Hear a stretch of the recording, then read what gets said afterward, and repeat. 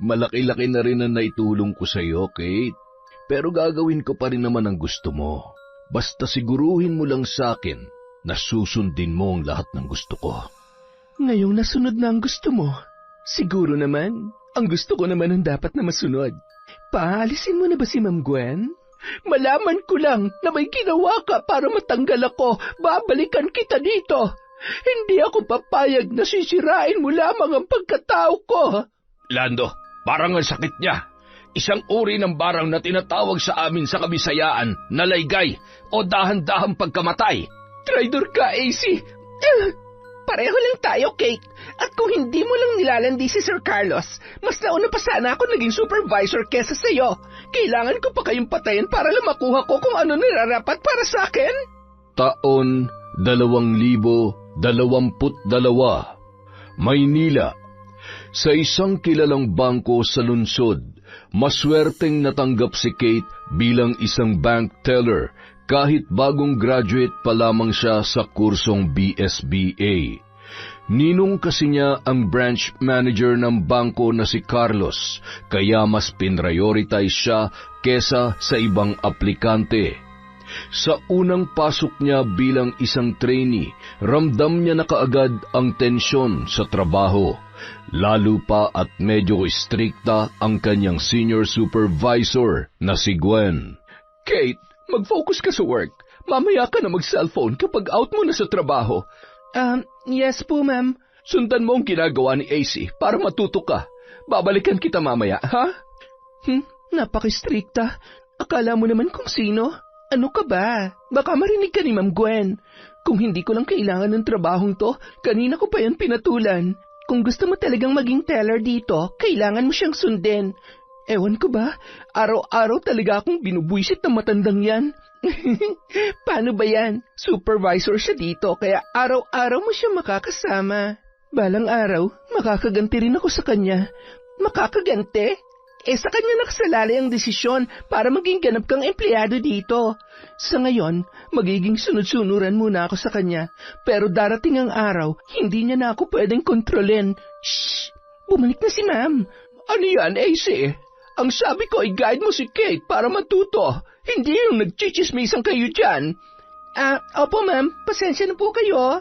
Makalipas ang 2 buwan na training, tuluyan nang naging ganap na bank teller si Kate, kaya may sarili na siyang transaction window at noon na rin nagsimulang lumaki ang kanyang ulo.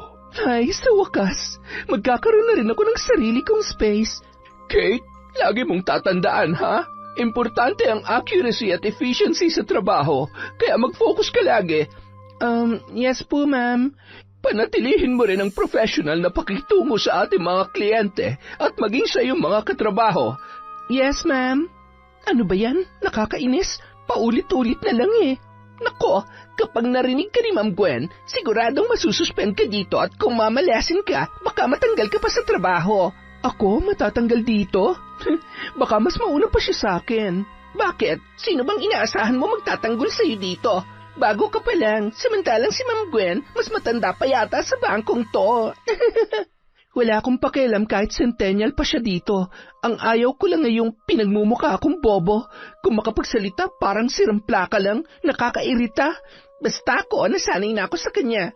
Imagine, 4 na taon ko nang tinitiis ang bunganga niya. Sa unang sweldo ni Kate bilang ganap na empleyado ay tila naninibago siya. Noon lang kasi siya nakahawak ng malaki-laking pera na kanyang pag-aari, kaya bumili agad siya ng bagong cellphone at iba pang mga luho. Nang mga sumunod na buwan, natuto na siyang gumala sa mga bar, kaya naman natuto na rin siyang mag-loan at napunta lang ang lahat sa kanyang mga bisyo at paggala.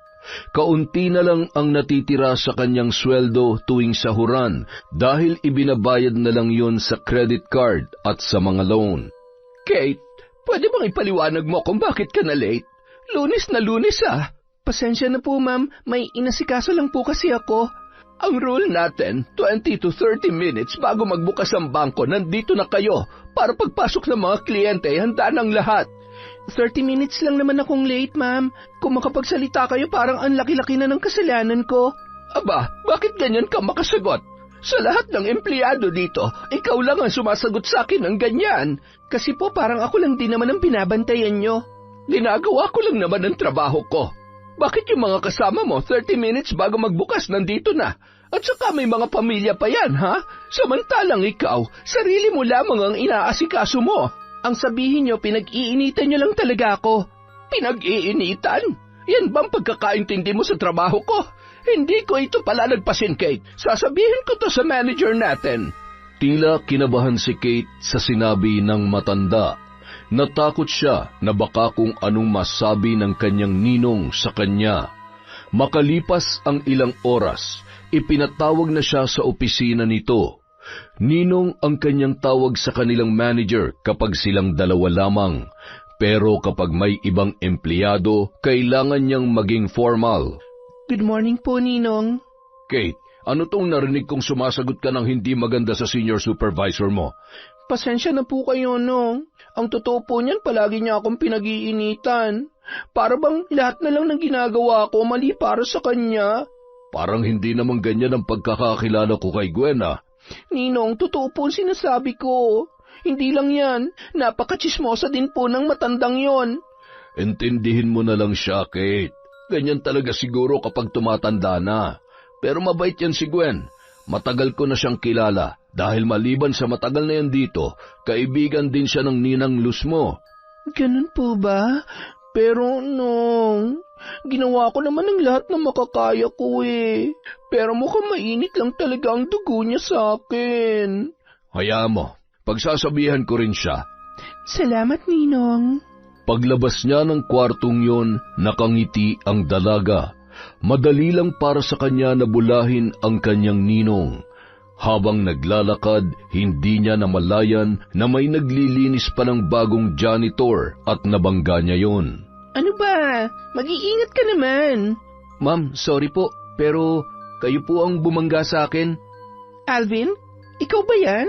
Kate, ikaw pala yan? Dito ka rin nagtatrabaho? Akala ko ba magandang trabahong inaplayan mo? Janitor lang pala. Ano naman ang masama sa pagiging janitor? Marangal naman ang trabahong to. Mabuti na lang at hindi kita sinagot noon dahil kung nagkataon at nagkatuluyan tayo, hindi mo pala ako kayang buhayin. Grabe ka naman makapagsalita. Nakaangat ka lang ng konti sa akin eh. Nakalimutan mo ng pinagsamahan natin. Lahat ng tao nagbabago. Hindi ako kagaya mo na kontento na lang sa kahirapan. Sa tingin mo ba, hanggang ganito na lang talagang pangarap ko? Aba, malay ko ba? Hindi ko akalain na ganyan pala ang ugali mo. Hindi ka naman ganyan dati sa probinsya.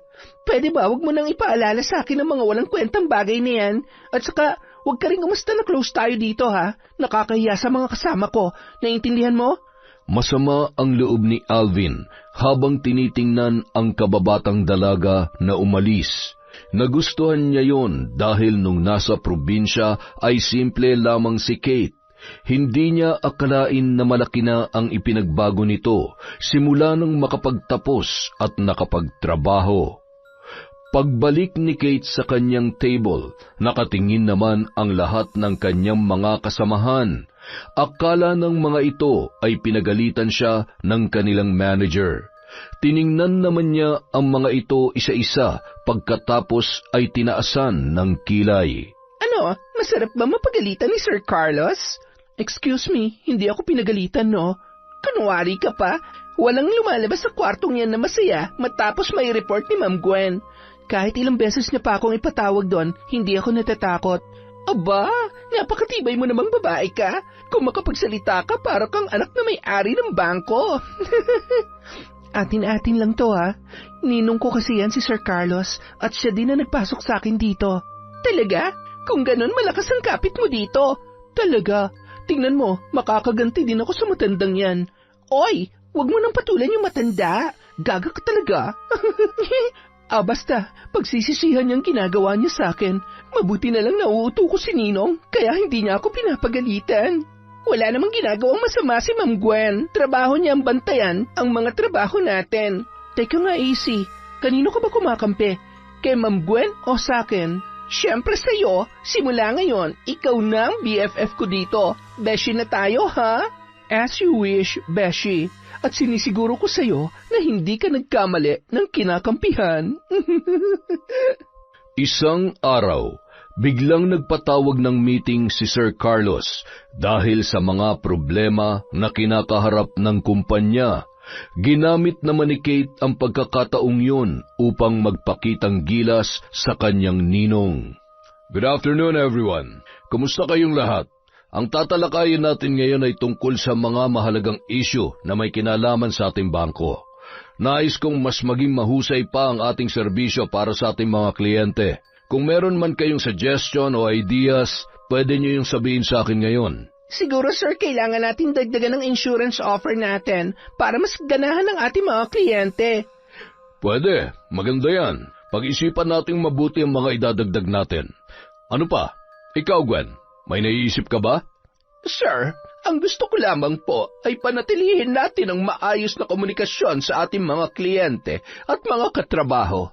Hindi yung ugaling kalye ang ipinaiiral natin. Tama, importante talaga yan. Ang maayos na relasyon sa bawat isa. Besh, mukhang pinariringgan ka yata ni Miss Gwen, ah. Oo nga nakakainis talaga yung matandang yan. Ano pa? Ikaw, Kate. Sir, sa halip na i-baby natin ang mga kliyente natin, bakit hindi na lang tayo maglagay ng mga online digital platforms para mas easy na lang sa ating mga kliyente na mag-transact gamit ang cellphone para sa convenience na rin nila? Wow, very good, Kate. Napakagandang idea. Mabutit na isip mo yan. Tumaan na kasi tayo sa pandemic, sir, kaya kailangan nating maging handa. Teka lang, Kate. Parang sinasabi mo na rin na magbabawas tayo ng mga empleyado dahil sa mga online services na yan.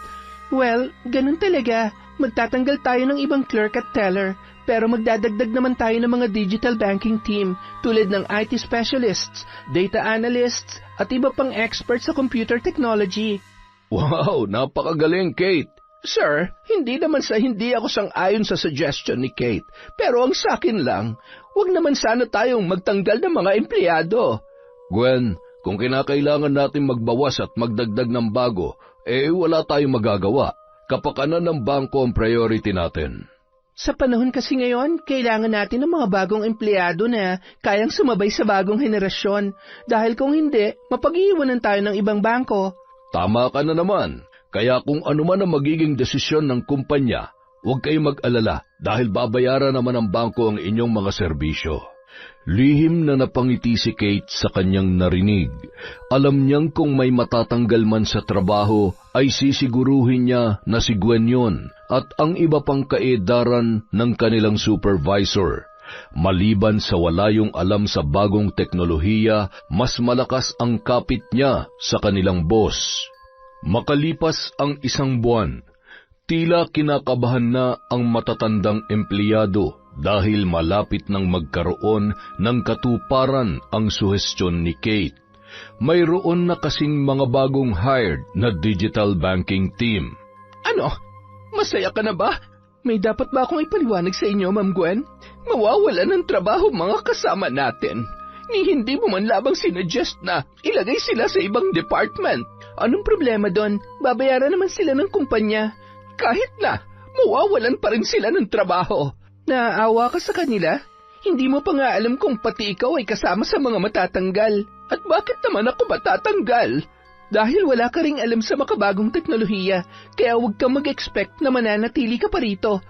Alam mo, parang nahahalata na kita, ha? Sabihin mo nga ang totoo, Kate. Interesado ka ba sa posisyon ko?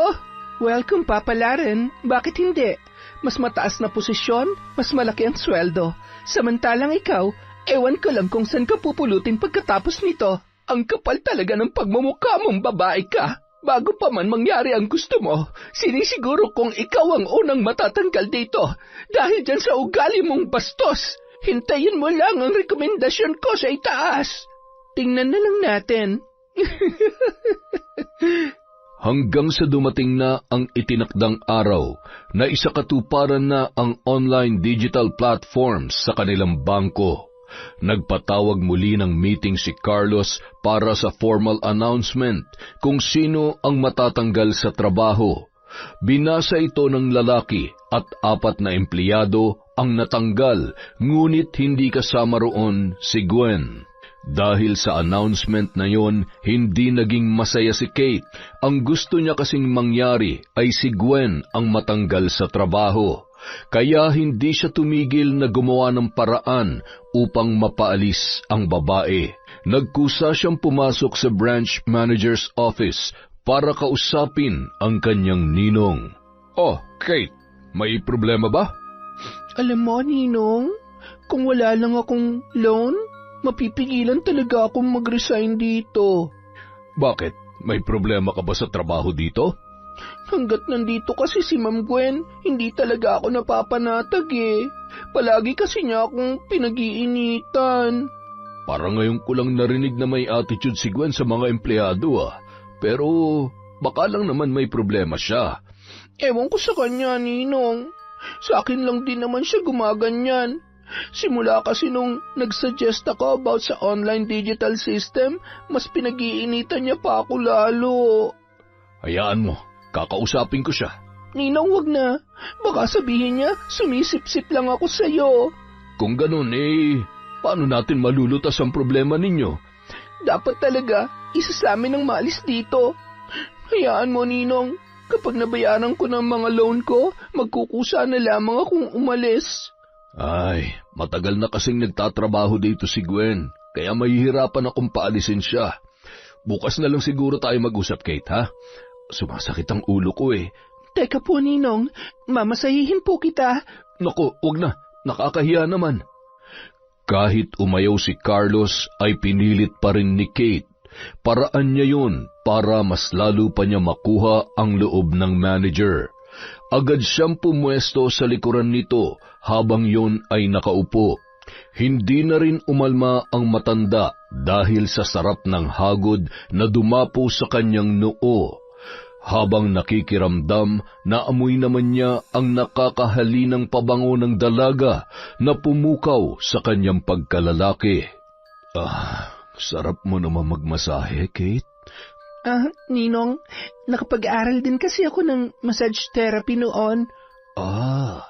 Kaya pala. May masakit pa ba, Ninong? Teka, isali ko na rin pati balikat mo para mas lalo kang ma-relax. Yan. Ang sarap, Kate. Talaga po, Ninong? Oo, siya nga pala. Ano nga pala yung sinasabi mo kanina? Nahihirapan nga po akong makisama kay Ma'am Gwen. Sige. Hayaan mo. Gagawa natin ang paraan. Basta huwag ka lang mag-resign. Okay? Opo, Ninong.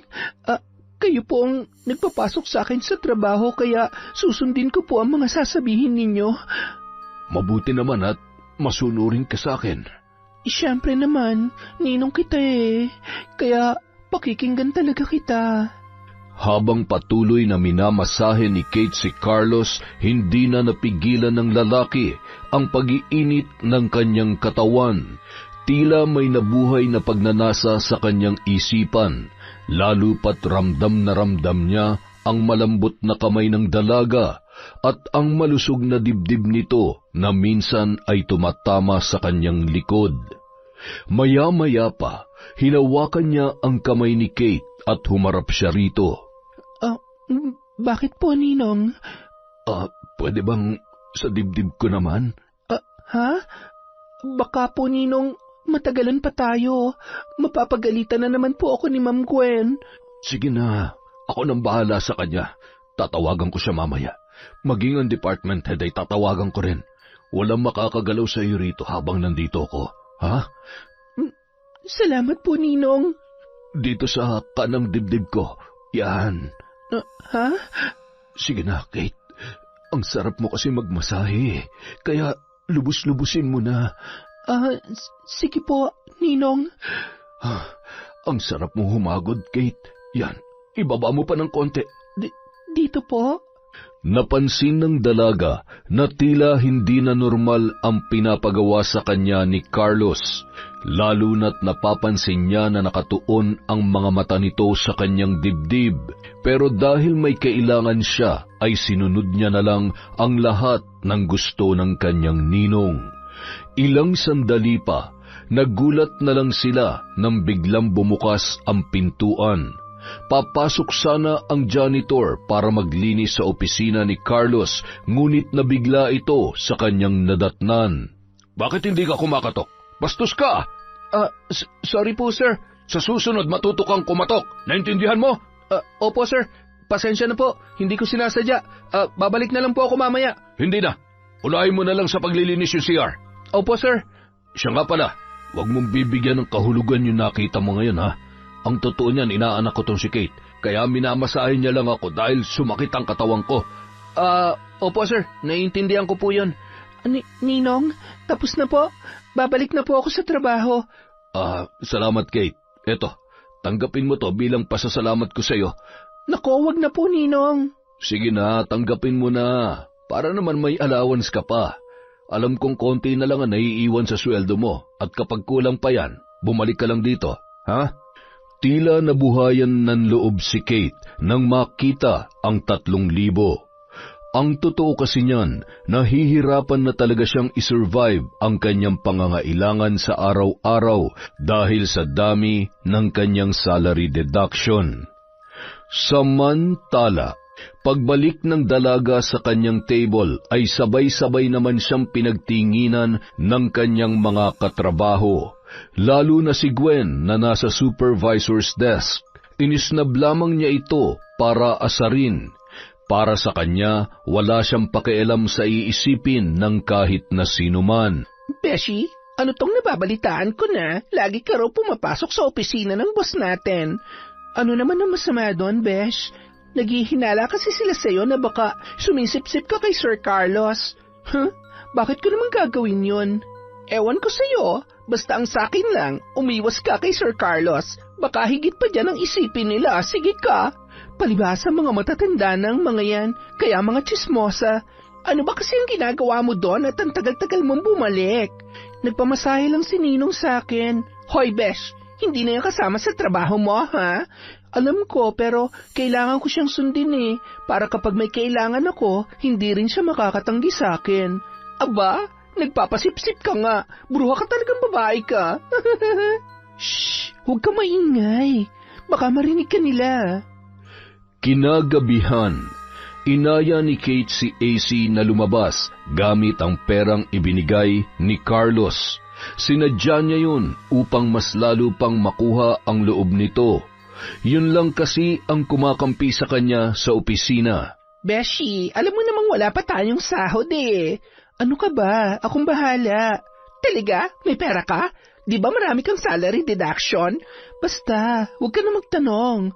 Wow, iba talaga pag inaanak ng manager.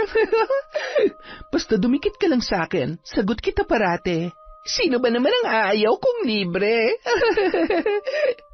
Halos madaling araw nang umuwi ang magkaibigan. Kinabukasan, na late na naman si Kate sa trabaho. Ang malala pa, halos tanghali na siyang nagising. Kaya naman ay pinatawag ulit siya ni Gwen. Ano to, Kate? Nagtatrabaho ka pa ba? Masyado na yatang lumalaki ang ulo mo, ha? May ginawa lang kasi ako sa bahay kaya na-miss ko yung oras. Kate, pang ilang offense mo na to? Hindi lang ito basta late, kundi paulit-ulit ka na sa ginagawa mong yan. Alam mo bang pwede kitang ipasuspend? Di ipasuspend mo kung kaya mo. Diyan ka lang naman magaling Akala mo ba, hindi ko alam na sumisip-sip ka kay Sir Carlos? Kaya binabaliwala niya lang ang mga reklamo ko tungkol sa'yo. Excuse me, hindi ko kasalanan kung mas malakas ako kay Sir Carlos kesa sa'yo. Paano kasi, di hamak na mas matalino ako kesa sa'yo, no? Matalino ka nga ba talaga, Kate?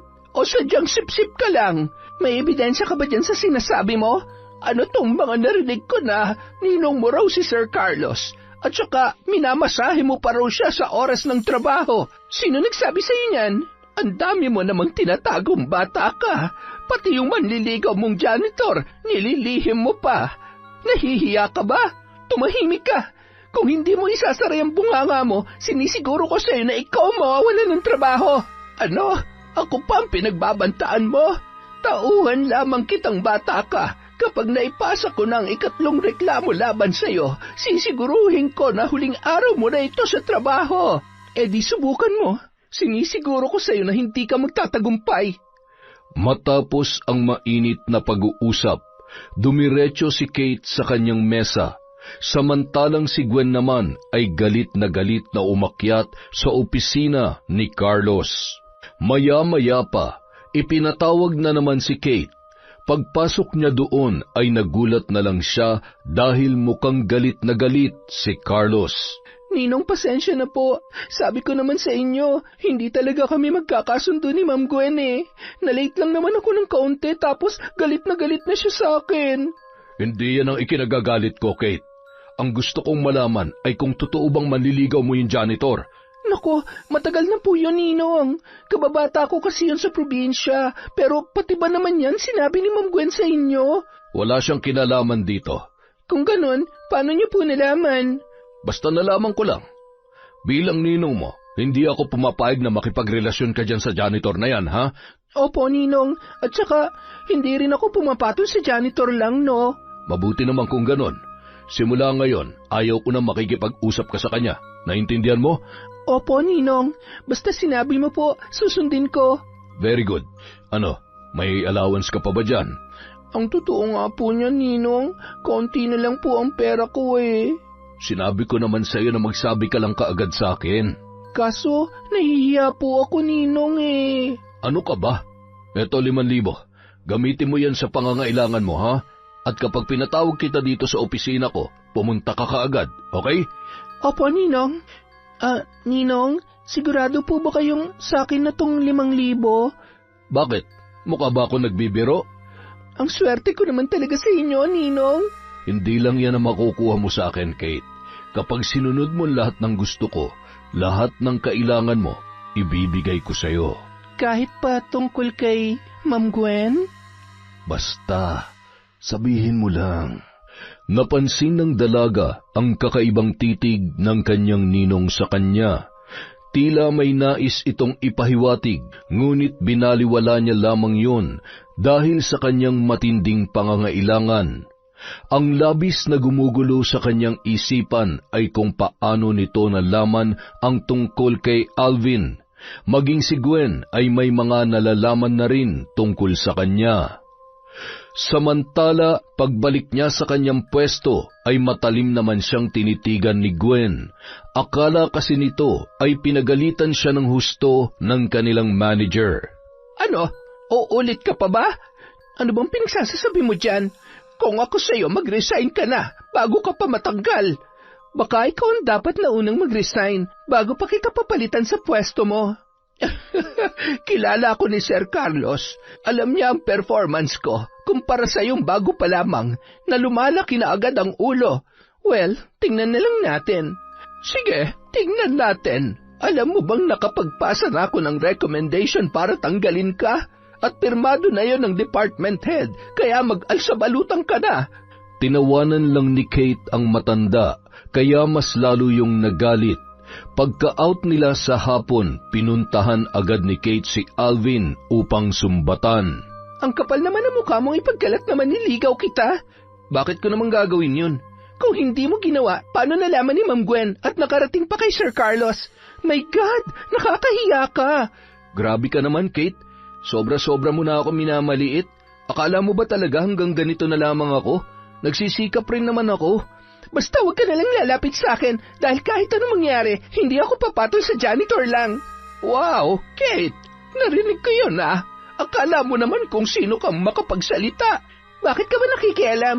Kung hindi ka lamang sip-sip, matagal ka nang wala rito. Kaya huwag ka magmamalaki. Tutal nakikialam ka naman, ang mabuti pa, kayo na lang ang maging magjowa. Mukha namang mas bagay kayo eh, gurang at janitor. Bastos ka talagang bata ka. Napakasama talaga ng ugali mo, Kate. Diyan na nga kayo, mga wala kayong kwenta. Kinabukasan, bago pa man magbukas ang bangko, ay nilibre ni Kate ang kanyang mga kaopisina ng food packs gamit ang perang ibinigay sa kanya ni Carlos. Sinadya niya yun upang makuha ang loob ng kanilang mga kasama at kampihan siya laban kay Ma'am Gwen. Anong kadramahan nito, Kate? Ma'am Gwen, nandyan ka pala. Sorry ha, nakalimutan kita. Hindi tuloy kita na libre. Gusto mo sa'yo na lang tong pagkain ko? Salamat na lang. Alam ko na itong mga galawan mo. Pati sa mga katrabaho natin ay sumisip-sip ka. Hay nako, Ma'am Gwen. Masyado naman yata yung ibinibintang mo sa akin. Bakit? Hindi ba totoo? Hindi ba pwedeng mag-celebrate dahil kahit baguhan pa lang ako, malaki na naitulong ko sa kumpanya? Hindi ka tulad mo. Ang kapal talaga ng mukha mo! Walang hiya ka? Anong karapatan mong sampalin ako, ha? Para matauhan ka sa sobrang taas ng lipad mo. Wala kang galang sa mas nakatatanda sa'yo. Napayuko naman ang lahat dahil sa nangyari. Habang si Kate ay napahiya sa kanyang mga kasamahan, hindi matanggap ng dalaga ang pagsampal ni Gwen sa kanya sa harap ng mga yun. Kaya pagdating ng lunch break, nagsumbong agad siya sa kanyang ninong habang umiiyak. Oh, Kate, may kailangan ka ba? Sabihin mo lang, pera ba? Hindi, Ninong. Ang gusto ko ngayon ay paalisin mo na si Ma'am Gwen dito. Ang totoo niyan, may pinasa ng recommendation si Gwen sa opisina ko para ikaw ang tanggalin. Pirmado na yan ng department head, kaya pirma ko na lamang ang kulang. Ninong, inaanak niyo po ako. Kaya sana ako mas paniwalaan ninyo. Gagawin ko po ang lahat ng gusto ninyo. Gusto mo bang tanggalin ko siya rito? Agad-agad? Opo, Ninong. Sinampal niya ako sa harap ng office mates namin. Di ba nangako kayo sa akin na gagawin yung lahat ng hihilingin ko? Malaki-laki na rin ang naitulong ko sa iyo, Kate. Pero gagawin ko pa rin ang gusto mo. Kapag napatunayan mo sa akin, nasusundin mo ang lahat ng gusto ko. Anong gusto mong gawin ko, Ninong? Sabihin mo lang. Lumapit si Carlos sa dalaga. Hinawakan yun sa pisngi at tinitigan mula ulo hanggang paa. Tila nakuha naman ni Kate ang gusto ng matanda, kaya umatras siya ng bahagya. Ngunit hinila siya ni Carlos at pilit na niyakap at hinalikan. Huwag po, Ninong! Akala ko ba gagawin mo lahat ng gusto ko? Bakit parang ayaw mo? Ninong, hindi po ganito ang ibig kong sabihin. Marami na ako naitulong sa iyo, Kate. Kaya oras na para pagbayaran mo lahat ng yon. Ninong, wag po. Bitawan niyo ako, please. Akala mo ba hindi ko alam ang mga ginagawa mo? Kung hindi dahil sa akin, matagal ka na natanggal dito. At ngayon, ako lang ulit ang makakalutas ng problema mo. Kaya pumayag ka na. Ninong, pakiusap. Huwag mong gawin to. Ninong, wag. Hindi kita pinipilit, Kate. Bibigyan kita ng isang araw para magdesisyon. Mamili ka. Matatanggal ka sa trabaho o ipopromote kita bilang supervisor. Hindi ko akalain na magagawa niyo sa akin to, Ninong. Dahil binigyan mo ko ng dahilan. Labis-labis na mga hiningi mo sa akin. Sa tingin mo ba tutulungan kita ng walang kapalit? Nang makatsyempo si Kate, agad siyang lumabas ng opisina at nakasalubong naman niya si Alvin sa labas. Kate, ano nangyari sa'yo? Wala. Huwag mo akong kausapin. Kate, magsabi ka ng totoo. May ginawa ba sa'yo si Sir Carlos? Problema ko na to, kaya huwag kang makialam. Gusto lang kitang tulungan. Pwede ba lumayo ka sa akin? Wala ka rin naman maitutulong dahil isa ka lang hamak na janitor. Napansin ni Alvin na tila may masamang nangyari sa dalaga. Kahit lagi siyang iniinsulto noon, ay tahimik pa rin niya yung sinusubaybayan. Hindi pa rin maalis sa kanya ang pagmamalasakit kay Kate na dati niyang hinahangaan. Samantala, pagbalik ng dalaga sa opisina ay nakatuon na naman sa kanya ang mga mata ng lahat ng kanyang mga kasamahan. Besh, anong balita? Kinakabahan ako para sa iyo, Besh, ayoko matanggal sa trabaho. Saan ako kukuha ng mga pangangailangan ko? Baon na ako sa utang. Akala ko ba malakas ka dun sa ninong mo? Oo nga, pero kasi pinagkaisahan na ako ni Ma'am Gwen at ng department head natin Sabi ko naman sa iyo hindi mo kaya yan si Ma'am Gwen kasi dito na yan tumanda. Paano yan, Besh? Paano ka na? Gagawin ko to ng paraan, Besh. Hindi ako papayag na matanggal dito. Anong paraan? Wala ka ng oras dahil ang dinig ko hanggang bukas ka na lamang daw dito sa office. Hindi yan mangyayari. Kung akala nila wala akong magagawa, nagkakamali sila. Dahil gagawin kong lahat, wag lang sila magtagumpay sa pagpapabagsak sa akin. Ano naman ang magagawa mo? Parang tapos na ang usapan. Hindi ako papayag, Besh. Besh, saan ka pupunta? Kakausapin ko ulit ang ninong ko. Dahil gustong manalo ni Kate sa laban, napilitan siyang bumalik sa opisina ni Carlos. Napangiti naman ang lalaki nang siya ay makita roon. Walang anumang salita, lumapit siya sa kanyang ninong at inialay ang kanyang sarili. Siniil siya ng halik ng kanyang ninong hanggang sa napasandal siya sa mesa. Mabilis nitong ginawa ang kanyang kagustuhan at nagtagumpay sa kanyang inaanak. Grabe yun ah. Napaligaya mo ako sa araw na ito, Kate. Ngayong ibinigay ko na ang gusto mo, gagawin mo na ba ang gusto ko? Paalisin mo na si Ma'am Gwen. Dahil nakuha ko ng gusto ko, ibibigay ko naman ang gusto mo. Aasahan ko yan, Ninong, ha? Hindi lang yan. Ikaw ang ipapalit ko sa posisyon niya, kaya hindi ka magsisisi na ginawa mo to. Ninong, wag mo akong bibiguin. Huwag ka mag-alala, marunong akong tumupad sa usapan. Nabuhayan naman ang dalaga sa sinabi ng kanyang ninong. Bago pa man lumabas ng opisina, humirit pa ng isa ang kanyang manager. Sa pagkakataong yun, mas matagal, mas mapusok at mas agresibo.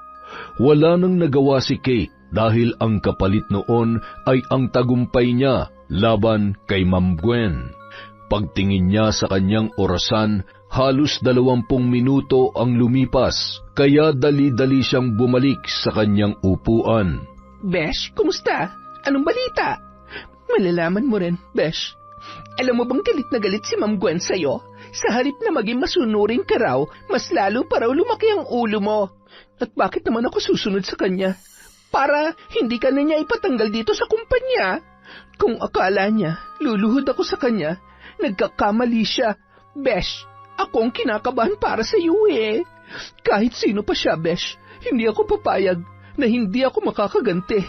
Dahil sinampal niya ako, higit pa sa sampal ang ibabalik ko sa kanya. Naku, bilib na bilib talaga ako sa fighting spirit mo, Besh. Tingnan na lang natin kung sino magugulat. Kinabukasan, rinig na rinig ni Kate ang mga bulong-bulungan na huling araw na raw niya sa trabaho. May mga tumawa pa dahil hindi na daw gumana ang pagiging sipsip niya sa kanilang manager. Bago pa man sila umuwi sa hapon, ipinatawag si Gwen sa manager's office. Batid ng lahat na magdadala ito ng impormasyon pagbalik. Ilang sandali pa, nagulat na lang sila nang bumalik si Gwen na umiiyak. Ma'am Gwen, ano pong nangyari? Nang dahil dyan sa kasipsipan ng kaibigan mo, natanggal ako sa trabaho. Teka, bakit ako? Nagmamaang-maangan ka pa? Alam kong ikaw lang naman lagi ang kausap ng boss natin. Excuse me, wala akong alam sa mga sinasabi mo. Huwag mo akong sisihin sa mga kapalpakan mo. Sabihin mo na ang totoo, Kate. Ano na naman kasinungalingan ang sinabi mo kay boss para mabaliktad ako? Wala akong ginawa, ah. Siguro natauhan lang si Sir Carlos dahil mas may pakinabang ako kesa sa'yo. Sinungaling ka. Tigilan mo na ako. Mas mabuti pang umalis ka na dito dahil hindi ka na empleyado sa bangkong ito. Walang hiya ka, Kate. Malaman ko lang na may ginawa ka para matanggal ako. Babalikan kita dito. Hindi ako papayag na sisirain mo lamang ang pagkatao ko. Umiiyak habang nagliligpit ng kanyang mga gamit si Gwen. Sa edad na 60, higit 30 taon na rin siyang naninilbihan sa bangko, kaya talagang hindi niya matanggap ang pagkakatanggal sa kanya. Lihim namang napangiti si Kate dahil nagkaroon na ng katuparan ang kanyang mga plano. Kinabukasan, nagpadala naman ng memo si Carlos na may nakalagay na pagtatalaga kay Kate bilang isang supervisor. Epektibo mismo nung araw na yun. Pirmado yun ni Carlos at ng mga nakatataas na siyang ikinagulat ng lahat. Wow, Besh! Ikaw ng bagong supervisor namin. Sabi ko naman sa'yo, diba? Akalain mo, wala ka pang 1 taon dito tapos supervisor ka na? Ano to, himala? Well, hindi lang yan, Besh. Kapag nakuha ko pa yung mas gusto kong posisyon, sisiguruhin ko sa'yo na ikaw ang papalit sa akin bilang supervisor. Wow, iba ka talaga, Besh. Ang taas-taas talaga ng pangarap mo. Hangang-hanga naman ako sa'yo. Nabalitaan naman ni Alvin ang pagkakatanggal kay Gwen at ang pagpalit ni Kate sa posisyon nito. Napapansin din niya na halos araw-araw pumapasok si Kate sa opisina ng manager, kaya nagdududa siya na may kababalaghan na ginagawa ang dati niyang kaibigan. Isang araw, umakyat na naman si Kate sa opisina ni Carlos. Nang makita yun ni Alvin, ay sinadya niyang sundan ang dalaga. Pagdating sa may pintuan, sinubukan niyang buksan ng bahagya ang pinto. Nagkataon naman na nakalimutan nila yung ilak, kaya nasaksihan ni Alvin ang kahalayan ng magninong. Hindi napigilan ng binata ang pagtulo ng kanyang mga luha, kaya napasandal na lamang siya sa pader. Paglabas ni Kate, nagulat yon nang makita si Alvin. Alvin, kanina ka pa ba dyan? Oo, Kate. Kanina pa ako rito. Walang hiya ka? Ikaw ang walang hiya. Napakababoy mo. Hindi ko akalain na magagawa mo yan dahil lang sa posisyon. Kapag nalaman to ng tatay mo, sigurado ako nasasama ang loob nun. Huwag mo tong sasabihin kay tatay o kahit na kanino. Sa oras na malaman ko na may pinagsabihan ka, ipatatanggal din kita dito. Diyan ka lang talaga magaling no, Kate? Anong Kate? Supervisor na ako ngayon, kaya mamang itawag mo sa akin dahil mas naging malayo pa ang agwat natin. Naintindihan mo? Napailing na lamang si Alvin sa sobrang pagmamataas ni Kate. Makalipas ang ilang araw ay bigla na lang napasugod ang asawa ni Carlos sa kanyang opisina. Nagkataon naman na nandoon si Kate dahil pinatawag siya ng kanyang boss. Akmang naglalampungan ang dalawa, kaya ganun na lang ang kanilang pagkagulat. Tama nga ang balitang nakarating sa akin. Mga walang hiya kayo! Mga traidor! Magkabilang sampal ang dumapo sa muka ng dalaga. Pagkatapos ay sinabunutan siya ni Luz nang walang pakundangan.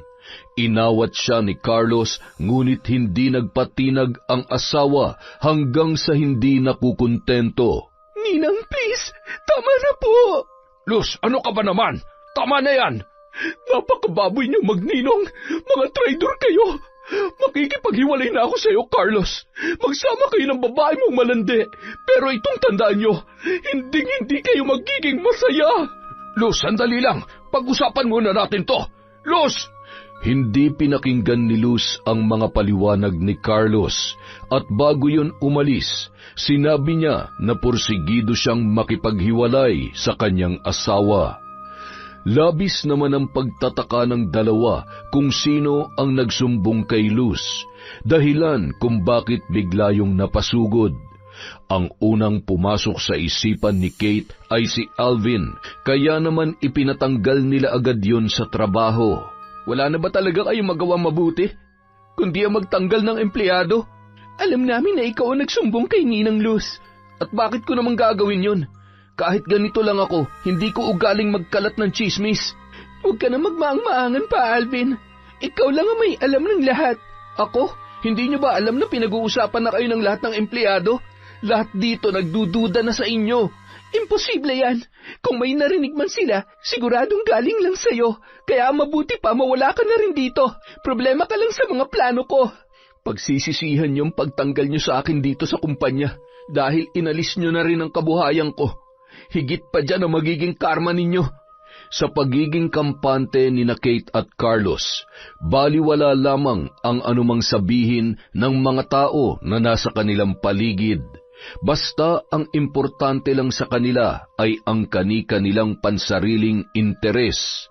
Nagpatuloy ang kanilang relasyon dahil hindi nagdedemanda ang asawa ni Carlos. Nang mawala ang lahat ng sagabal kay Kate, ay tila naging reyna na siya sa bangko. Kahit alam na ng kanilang mga empleyado ang relasyon nila ni Carlos, walang kahit isang nagtangkang makialam dahil lahat ay natakot na baka paalisin sila sa trabaho. Ay, besh, hindi ka ba naaawa sa mga empleyado na pinapaalis mo? Lalo na dun sa janitor. Alam mo bang nagsusumikap yung tao para lamang makapagtapos ng kolehiyo? Nag-aaral si Alvin? Hindi niya naman sinasabi sa akin. Oo, nag-aaral siya pagkatapos ng trabaho niya dito. Kasalanan niya natanggal siya dahil kinalaban niya ako. Kaya ikaw, AC, huwag mong subukan mag-traidor sa akin, ha? Ano ka ba naman? Kahit anong mangyari, kakampi mo ako. Mabuti na nagkakalinawan tayo. Napilitan na lamang si AC na sakyan ng kanyang kaibigan para hindi siya pag-initan nito. Lalo pat nangako yun sa kanya na siya ang susunod na magiging supervisor, oras na makuha nito ang promotion na kanyang minimithi. Pagkalipas ng ilang araw, nagtaka na lang ang lahat dahil sa unti-unting pagbabago ng aura ni Kate. Hindi na siya kasing blooming katulad ng dati at tila nanlalalim na ang kanyang mga mata. Maging si Carlos ay ganoon din. Ay, Besh, ano ba nangyayari sa'yo? Ewan ko ba, Besh, parang araw-araw din pakiramdam ko, nanghihina ako. Hindi lang ikaw ha, pati si Sir Carlos ganyan din. Parang nangangayayat na kayo pareho. Ha? Ganun ba? Madalas nga, nahihilo na rin ako. Ay nako, Kate, baka kung ano na yan ha, baka buntis ka at naglilihi ka na. Hindi ako buntis, no? At kung maglilihi man ako, bakit pati si Carlos nagkakaganito rin? Kung maka-Carlos ka, parang asawa mo na yung tao. Iba ka talaga, Beshi. Ano naman ang problema doon? Hiwalay na rin naman sila ni Ninang Luz. Hindi kaya, Besh, karma na yan ang mga ginagawa mo? Karma? Hindi ako naniniwala sa karma, Besh. Paano kung binabarang na kayo? Kaya kayo nagkakaganyan? Barang? Mas lalong hindi ako naniniwala sa barang. Siguro nagkataon lang na parehong masama ang pakiramdam namin. Habang nag-uusap ang dalawa, ay bigla na lang nagkagulo sa taas dahil inatake umano si Carlos ng high blood. Agad yung sinundo ng ambulansya at isinugod sa ospital. Naguguluhan si Kate sa kanyang gagawin. Hindi siya makapunta sa ospital dahil siguradong nandoon ang pamilya ni Carlos. Besh, anong gagawin ko? Ano pa nga ba? E di maghintay ka na lang ng balita. Paano kung mawala siya? Hindi pa tapos ang mga plano ko. Besh, nasugod na sa ospital yung tao. Posisyon pa rin na mas mahalaga sa'yo? Besh, kapag nawala siya, paano na ako? Paano na mga pangarap ko? Isinugal kong sarili ko tapos ganito lang ang mangyayari. Wala tayong magagawa dyan, Besh. Sigurado rin ako na ang assistant manager na si Ma'am Liza ang papalit kay Sir Carlos. Hindi ako papayag, Besh, na masira ang lahat ng plano ko. Makalipas ang isang buwan, hindi pa rin gumaling si Carlos. Usap-usapan ng mga tao sa bangko na binabarang ang kanilang manager dahil hindi umano yun gumagaling sa ospital. At dahil hindi yun naipagamot sa albularyo ay tuluyan na yung namatay. Kaya tuluyan ng naging manager si Liza. At ang pumalit sa kanyang posisyon ay ang kanyang kaibigan. Ang buong akala ni Kate ay tataas pa agad ang kanyang posisyon. Ngunit laking gulat na lamang niya dahil bumalik si Gwen at itinalaga ng bagong manager. Hindi lang si Gwen ang tinulungan noon, kundi maging si Alvin ay binalik na rin kaagad sa trabaho. Si Alvin, matatanggap kong ibalik dito. Pero si Gwen hindi. Ako ang dapat na nasa posisyon na yon. Besh, tanggapin mo na lang. Yun ang gusto ng bago nating bossing. Kung minadali lamang ni Carlos ang promotion ko, hindi sana ito nangyari. Sino naman ang mag-aakala na bigla na lamang mamamatay si Sir Carlos? Besh, totoo ba talaga ang barang? Siguro dahil yun ang sabi nila eh. Kung totoo man yun, sino naman ang gumawa nito sa kanya? Excuse me, kayong dalawa, pwede bang bumalik na kayo sa trabaho? At saka ikaw, Kate, hindi na si Carlos ang manager ngayon, kaya wala ka na mapagsisipsipan. dahil alam na ng lahat ang rabies mo. Walang hiya ka. Siguro ikaw ang nagpabarang kay Carlos para makabalik ka dito. Wala akong kinalaman sa sakit ni Sir Carlos at kung binarang man siya, dahil yan sa mga kagagawan ninyo. Kung hindi ikaw, sino? Sa dami ng taong naagrabyado ninyo, ako lang ba ang pinagdududahan mo? Imposible namang si Ninang Luz. Hindi niya yan magagawa sa kanyang asawa. Kung ako ang asawa ni Carlos, hindi lang si Carlos ang ipapabarang ko, kundi maging ikaw, dahil walang kasing kapal yung pagmumukha mo. Ilang sandali pa, naramdaman ni Kate na bigla na lamang nanghina ang kanyang katawan. Nangangayayat na kasi siya at nanghihina na rin ng sobra ang kanyang pakiramdam. AC, tulungan mo ako. Nahihilo ko. Besh, magpadoktor ka na lang kaya, para naman maalagaan ka doon. Namumutla ka oh. Tingnan mo, pawis-pawisan ka na rin. Hindi, Besh. Kailangan ko magtrabaho dahil alam kong hinahanapan lamang ako ng butas ni Ma'am Gwen para matanggal ako dito. Besh, ang tanong, kaya mo pa ba magtrabaho? Kakayanin ko. Kailangan ko magtrabaho, Besh. Sige, ikaw ang bahala. Basta ako concerned lang ako sa'yo, ha?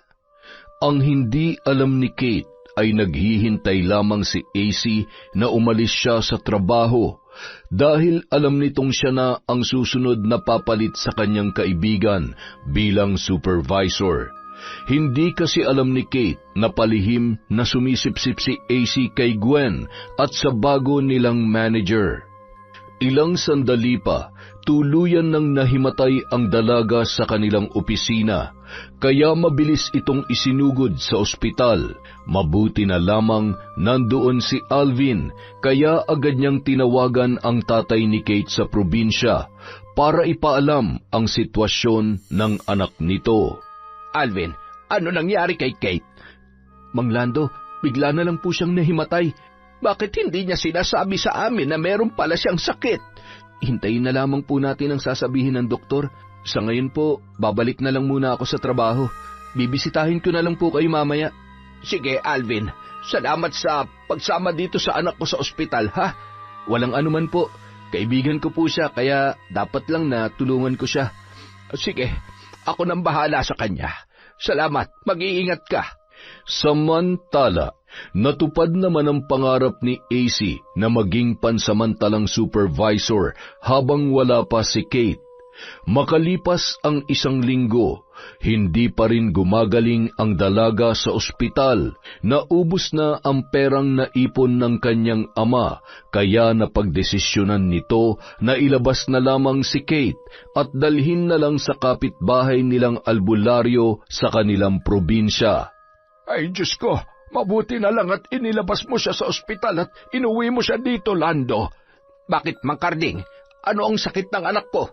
Ay nako, barang ang sakit niya. Isang uri ng barang na tinatawag sa amin sa Kabisayaan na laygay o dahan-dahang pagkamatay. Unti-unti siyang mangangayayat hanggang sa maging butot balat na lamang. Mawawalan siya ng lakas na tila lantang gulay hanggang sa malagutan siya ng hininga. Tay, tama ang sinabi ng kaibigan ko. Binabarang po ako. Ano naman ang kasalanan mo at pinatawang ka ng ganyang sakit? Kung hindi ako nagkakamali, meron siyang nasaktan o naagrabyadong mga tao. Tama po kayo, Mang Carding. May mga nagawa po akong kasalanan. Mang Carding, pakiusap. Tulungan niyo po ang anak ko. Huwag ka mag-alala, Lando. Kayang-kaya ko siyang pagalingin. Nagsagawa ng sagradong ritual ang matanda. Nag-usal ng hindi maunawa ang salita upang kontrahin ang barang na nasa loob ng katawan ni Kate. Maya-maya pa, may lumabas na mga bakukang sa iba't ibang bahagi ng katawan ng dalaga, sa bibig, sa ilong at sa tainga na hindi maipaliwanag. Tay, natatakot ako. Saan galing ang mga insektong yan? Kumalma ka lang, anak. Magtiwala ka lamang kay Mang Carding.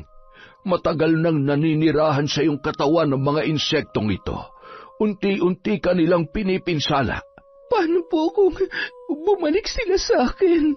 Bibigyan kita ng panangga. Huwag mong hubarin ito hanggat hindi ko sinasabi sa iyo. Mang Karding, sa tingin niyo po, sino ang gumawa nito sa anak ko? Hindi ko matutukoy, Lando. Pero kung totoong sinabi ng anak mo na may mga nasaktan siyang tao, siya lamang ang nakakaalam noon. Anak, ano ba ang mga nagawa mo habang nandoon ka sa Maynila? Tay, hindi ko pinag-iisipan ang mga ginagawa ko. Ang dami ko na po palang sinagasaang tao. Itong pananggang ibibigay ko sa iyo ay kaya kang depensahan sa anumang uri ng barang. Pero kung malakas ang ating kalaban, maaaring ito ay mabaliwala. Ibig bang sabihin ay hindi pa natin masisiguro ang kanyang kaligtasan? Tama ka, pero may paraan pa para tuluyan siyang bitawan ng taong nagpapabarang sa kanya. Ano po ang paraan na yon? Humingi ka ng tawad sa mga taong iyon na agrabyado. Pero hindi ko po alam kung sino sa kanila ang gumawa nito sa akin. Pasensya ka na, Iha. Ang kakayahan ko lang ay manggamot. Hindi ko kayang hulaan kung sino ang gumawa nito sa iyo. Mag-ingat ka na lamang sa mga taong nasa iyong paligid. Opo, Mang Karding. Maraming salamat po. Nung gumanda na ang pakiramdam ni Kate ay nakabalik na siya sa trabaho na siya namang ikinagulat ni AC. Besh, magaling ka na? Hindi pa masyado, pero salamat sa albularyo na gumamot sa akin dahil medyo umayos ng kalagayan ko. Anong sabi ng albularyo, Besh? Tama ang sinabi mo, binarang nga ako. Dati ay hindi talaga ako naniniwala sa barang pero ngayong nangyari na to sa akin, naniniwala na ako. At sino naman daw ang gumawa nun? Hindi ko alam, pero ang sabi niya, humingi ako ng tawad sa mga taong naagrabyado ko para tuluyan na akong bitawan noon. Ganoon ba? So, anong plano mo ngayon? Kailangan kong puntahan si Ninang Luz. Hihingi ako ng tawad sa kanya. Tama, maaaring siya nagpabarang sa inyo ni Sir Carlos dahil gusto niyang gumante. Pero sigurado ka ba talaga na kaya mong pumunta doon? Kahit saktan ako ng buo niyang pamilya, tatanggapin ko. Basta lang hindi ako mamatay. May mga magulang pa ako na naghihintay sa akin. Talaga, Besh? Gagawin mo yan? Oo, Besh. Dahil handa na ako magbagong buhay. Well, good luck sa'yo, Besh. Pagkatapos ng trabaho ni Kate sa bangko, naglakas loob siyang pumunta sa bahay ni na Carlos, ngunit hindi siya pinapasok doon. Ilang sandali pa, lumabas si Luz, ngunit hindi upang patawarin siya, kundi sumbatan. Ninang, patawad po. At kung kayo man po ang nagpabarang sa akin, sana po ay tigilan niyo na ako. Nagkamali po ako at nagsisisi na po ako sa mga nagawa ko. Pakiusap, ayaw ko pong mamatay katulad na nangyari kay Ninong Carlos. Nabigla naman si Luz sa kanyang narinig dahil bilang isang kasapi ng simbahan, hindi umano niya kayang magpahirap ng tao kahit pa sa nagtaksil niyang asawa. Kaya umuwi si Kate na nag-iisip kung sino nga ba ang bumarang sa kanila ni Carlos. Kinabukasan, naisip niyang kausapin si Gwen. Alam niyang malaki ang galit nito sa kanya, kaya posibleng ito rin ang nagpabarang sa kanilang dalawa. Ma'am Gwen, alam kong marami na akong naging kasalanan sa inyo. Nagsisisi na po ako at taus-puso po akong humihingi ng tawad. Mabuti naman at nakapag-isip-isip ka na. Siguro kung hindi ka pa nagkasakit, hindi ka pa rin marunong magpakumbaba hanggang ngayon. Ma'am Gwen, ang totoo po niyan, nalilito po ako kung sino ang nagpabarang sa akin. Ayaw ko pong mamatay katulad na nangyari kay Ninong Carlos. Batid ko po na hindi matatapos ito hanggat hindi ako napapatawad ng mga tao na nagawang ko ng kasamaan. Kung iniisip mo, Kate, na ako ang nagpabarang sa inyo ni Sir Carlos, nagkakamali ka. Hindi ko ugali ang manakit ng ibang tao katulad ng ginawa mo sa akin. Kung hindi po kayo, sino kaya? Galing na ako kina Ninang Luz at hindi rin siyang gumawa nito sa akin. Isipin mo kung sino pang mga tao may galit sa iyo. Ang hirap kasi sa iyo, Kate. Hindi ka lumalaban ng patas. Napayuko na lamang ang dalaga sa kanyang narinig. Tila sampal sa kanyang muka ang naging sagot ni Gwen, ngunit tinanggap niya na lamang ang lahat ng yun. Wala na siyang maisip na gumawa noon sa kanya, maging ang kanilang bagong manager ay kinakausap na rin niya, at ang huli niyang kinausap ay si Alvin. Iniisip mo ba talaga magagawa ako sa iyo yan? Kahit galit ako sa ginawa mo sa akin, kahit nasasaktan ako, hindi ko magagawang pumatay ng tao, Kate. Nalilito na kasi ako, Alvin eh. Siguro karma ko na to dahil sa sama ng ugali ko. Hayaan mo, malalaman din natin kung sino may balak pumatay sa'yo. Kahit hindi ko na malaman. Ang importante na lang sa akin ngayon, makahingi ako ng tawad sa inyong mga nasaktan ko. Alam kong tunay ang hangarin mo, Kate. Kaya nagpapasalamat din ako dahil unti-unti nang bumabalik yung dating Kate na kakilala ko. Biguman si Kate na malaman kung sino ang nagpabarang sa kanya, naging magaan naman ang kanyang kalooban. Dahil nakahingi na siya ng tawad sa mga tao na nakasamaan niya ng loob. Araw ng Biyernes, nakatakdang umuwi si Kate sa probinsya. Pero bago pa man siya umalis ay inaya siya ni AC na kumain. Kaya naman nagkausap sila bago siya tuluyang umuwi. Ang sarap pala sa feeling, no? Na wala kang tinatapakang mga tao. Siyempre naman. Masaya akong makahingi na ako ng tawad sa mga taong nasaktan ko.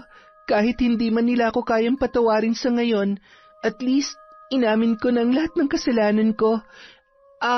Kumusta ka na nga pala, Besh? Magaling ka na nga ba talaga?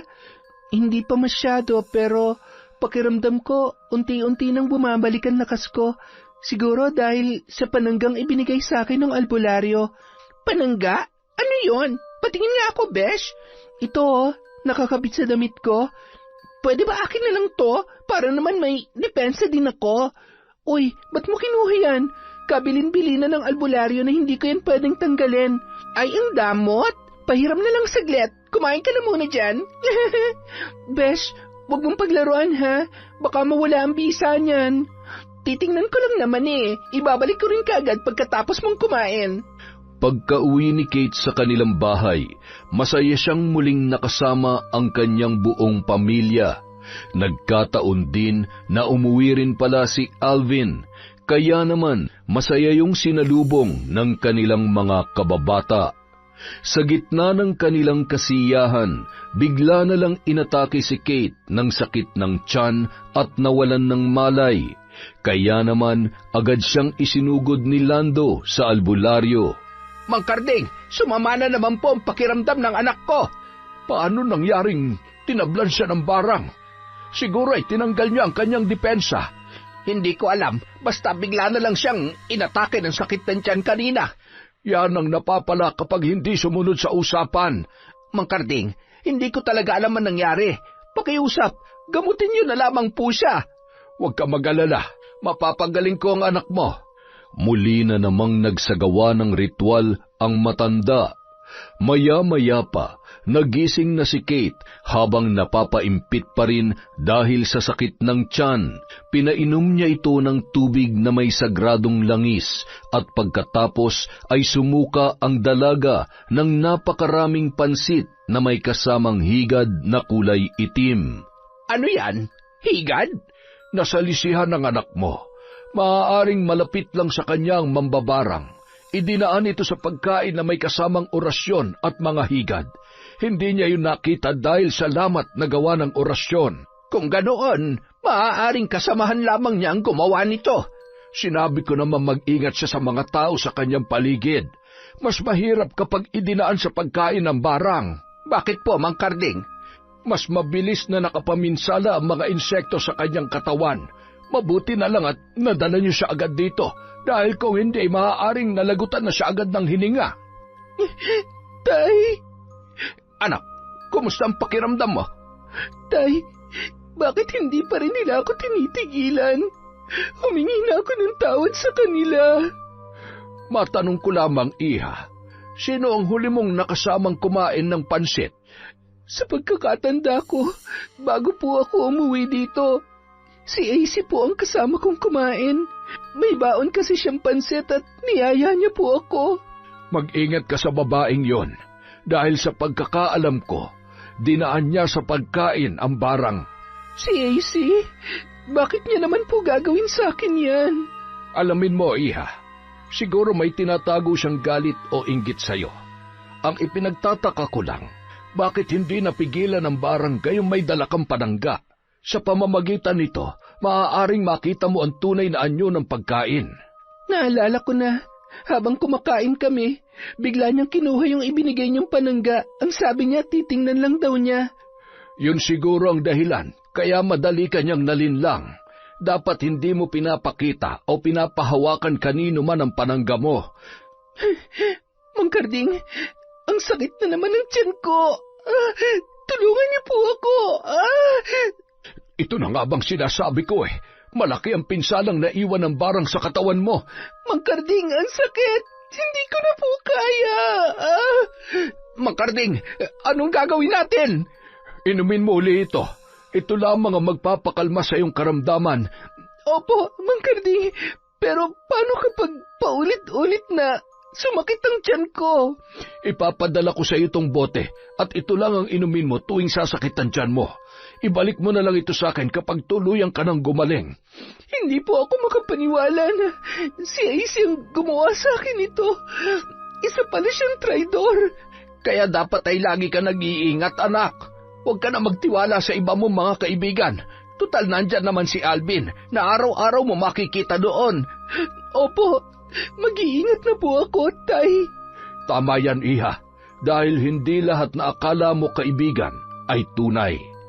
Noon na nasagot ni Kate ang kanyang katanungan kung sino ang palihim na nagsusumbong kay Gwen at kay Carlos sa kanyang mga ginagawa. Araw ng Lunes, sabay na lumuwas sina Kate at Alvin sa syudad upang bumalik sa trabaho. Kahit may pabugso-bugsong pagsakit sa tiyan ni Kate, naaagapan naman yun agad kapag umiinom siya ng tubig na may langis. Naging mabait na rin siya kay Gwen at maging sa kanilang bagong manager na ikinatuwa naman ng mga yon dahil nagbago na ang dalaga. Samantala, hindi naman makapaniwala si AC na nakapasok na si Kate sa trabaho. Besh, kumusta? Akala ko hindi ka makakapasok ngayon. Paano mo naman nasabi yan, Besh? Wala naman. Wala naman pala eh. Siyempre, papasok ako dahil araw ng trabaho ngayon. Ay, oo nga naman pala, Besh. Bakit, Besh? Hindi ka ba masaya na nandito ako? Ano ka ba naman, Besh? Siyempre, masaya ako. Best friend kaya kita. Talaga? Best friend nga ba talaga ang turing mo sa akin? Bakit, Besh? Nagdududa ka ba sa akin? Bakit? May dapat ba akong pagdudahan? Besh, simula nun hanggang ngayon kakampi mo ako. Alam mo yon, di ba? Teka lang, masama na naman ang pakiramdam ko. Bakit? Anong nararamdaman mo, Besh? Sandali lang, iinom lang ako ng gamot. Sasamahan na kita, Besh. Hindi, wag na. Kaya ko na to. Dali-daling tumakbo si Kate sa comfort room at doon uminom ng tubig na may langis upang hindi siya makita ng kanyang mga kasamahan. Maya-maya pa, naagapan naman ang pananakit ng kanyang tiyan kaya bumalik na siya sa kanyang table. Ano, Besh? Kaya mo pa bang magtrabaho? Oo, Besh. Kayang-kaya ko. Tutal, hindi naman ako haharap sa mga kliyente. Pumunta ka na sa transaction window mo, Besh, dahil maya-maya magbubukas na tayo. Teka lang, ano bang gamot yung ininom mo, Besh? Gamot lang na binili ko sa butika kanina. Ganoon ba? Hindi naniniwala si AC sa sinabi ni Kate, kaya nang makatsyempo ay hinalungkat niya ang bag ng dalaga at doon nakita niya ang isang bote ng langis na may kalakihan at agad niya yung kinuha. Makalipas ang ilang oras, muli na namang sumakit ang tiyan ni Kate. Tumakbo uli siya sa comfort room upang doon uminom ng langis, ngunit pagtingin niya sa kanyang bag ay nawala na yon. Maya-maya sinundan siya ni AC doon. May hinahanap ka ba? Ang gamot ko. Nasaan yung gamot ko? Ito ba ang hinahanap mo? Akin na yan, Besh. Paano yun napunta sa'yo? Siyempre, kinuha ko para wala ka nang maiinom. Hindi ako papayag, naggagaling ka pa. Walang hiya ka. Akin na yan. Gumapang ka muna. Halikan mo ang mga pako at baka sakaling magbago pang isip ko. Kahit mamatay ako, hindi ko yan gagawin. Pwes magdusa ka hanggang sa mamatay ka. Wala kang kwentang kaibigan. Kung akala mo ay kaibigan ng turing ko sa'yo, nagkakamali ka. Ang tagal kong nagtiis para pakisamahan ka. Traidor ka, AC. Pareho lang tayo, Kate. At kung hindi mo lang nilandi si Sir Carlos, mas nauna pa sana ako naging supervisor kesa sa'yo. Kailangan ko pa pala kayong patayan para makuha ko ang nararapat sa akin. Ikaw din ang nambarang sa kanya. Hindi lang yan, Kate. Pagkatapos ko kayong mapatay, isusunod ko naman si Ma'am Gwen at si Ma'am Lisa. Walang hiya ka. Mamamatay tao ka. Kaya mamamatay ka na ngayon, Kate. Akin na yung gamot ko. Ang hindi alam ni AC ay nakita sila ni Alvin at agad noong tinawag si Gwen. Kaya rinig na rinig nila ang mga sinabi ng dalaga. Hindi lang yun, nakunan pa nila yon ng video kaya may pruweba sila na ipapakita sa kanilang manager. Nakita ni Alvin na hinablot ni AC ang panangga ni Kate at itinapon. Pagkatapos ay umusal ito ng mga salita na hindi niya nauunawaan kaya mabilis yung pinigilan ni Alvin. AC, tama na yan. Akin na yung gamot ni Kate. Anong ginagawa niyo dito? Kanina ko pa kayo sinundan. Palagi kong sinusubaybayan si Kate dahil alam ko may sakit siya. Tama, AC. Kaya tinawag ako ni Alvin at narinig namin ang lahat ng iyong mga sinabi. Alvin, sobrang sakit ng tiyan ko. Hindi ko na kaya. AC, akin na yung gamot. Hindi. Total nalaman yun ang totoo. Magsama-sama na tayo sa impyerno. AC, sinabing akin na yan. Subukan mo agawin to. Babasagin ko to. AC, please. Ibigay mo na ang gamot ni Kate. Alam kong pagkatapos nito, tatanggalin niyo ako sa trabaho at baka idemanda niyo pa ako, kaya hindi ko to ibibigay. AC, nakikiusap ako. Hindi na nakatiis pa si Alvin, kaya pwersahan niya ng inagaw ang bote ng langis na hawak-hawak ni AC. Ngunit ang hindi niya inaasahan, bigla na lamang yung inihampas ng dalaga sa pader, kaya nabasag ang kalahati ng bote habang hawak niya pa rin ang kalahati. Namumulot naman ng tira-tirang langis si Alvin sa sahig at pilit yung pinapainom kay Kate. Ang iba roon ay ipinahid niya sa tiyan ng dalaga. Galit naman si AC habang hawak-hawak ang matulis na kalahati ng bote. Mga walang hiya kayo! Pinagkakaisahan niyo ako! AC, tama na! Huwag mo nang dagdagan pa ang mga kasalanan mo! Isa ka pa! Papatayin kita! AC, wag! Kung hindi ka lang sana bumalik dito, hindi ka na sana masasaktan pa! AC, please! Huwag kang lumapit sa akin! Nakita ni Alvin ang gagawin ni AC, kaya agad niya yung hinarang. Ngunit tila sinasaniban yun ng demonyo at mabilis noong naibaon sa tiyan ni Alvin ang matulis na bahagi ng bote. Napatakbo naman palabas ng comfort room si Gwen habang sumisigaw. Ilang sandali pa dumating na rin ang mga gwardya at pinigilan si AC. Nagpupumiglas yun hanggang sa dumating ang mga pulis at tuluyan ng dinampot ang dalaga. Samantala si Alvin naman ay isinugod sa ospital kasama si Kate. At dahil nawala na ang sakit ng tiyan ng dalaga ay siya naman ang nag-alaga kay Alvin. Kate, salamat hindi mo ako iniwan dito sa ospital. Ano ka ba? Akong dapat na magpasalamat sa iyo dahil iniligtas mo ako sa kamatayan, maging si Ma'am Gwen. Kahit sino naman siguro, ganun din ang gagawin. Tunay kang kaibigan, Alvin. Nagsisisi ako kung bakit kita sinaktan noon, kaya sana mapatawad mo ako sa mga kasalanan ko. Ano ka ba naman? Tapos na yun. Pwede pa tayong magsimula ulit. Salamat. Ang totoo niyan, Kate, hindi pa rin naman nawawala yung pagtingin ko sa'yo.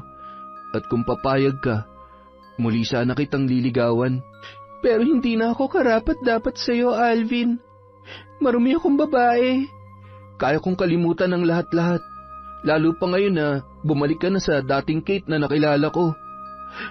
Hindi ko akalain, Alvin, na mamahalin mo pa rin ako sa kabila ng lahat ng nagawa ko. Huwag ka nang umiyak, Kate. Ayaw kong nakikita kang umiiyak. Nalulungkot din ako. Hindi to luha ng nasasaktan, Alvin. Kundi luha to ng kasiyahan. Aray, sumasakit yung sugat ko. Mukhang kailangan ko yata ng yakapsul. Ikaw talaga ang baduy mo. Pero sige na nga, yayakapin na nga lang kita. Wow, ang sarap naman sa pakiramdam. Ibig bang sabihin nito, tayo na? Tatanggi pa ba ako? Yes, magaling na ako. Nurse, magaling na ako. Pwede na akong umuwi. Wala na po akong sakit. Aray, yan, ikaw kasi. Ang ingay-ingay mo. Nakakahiya ka.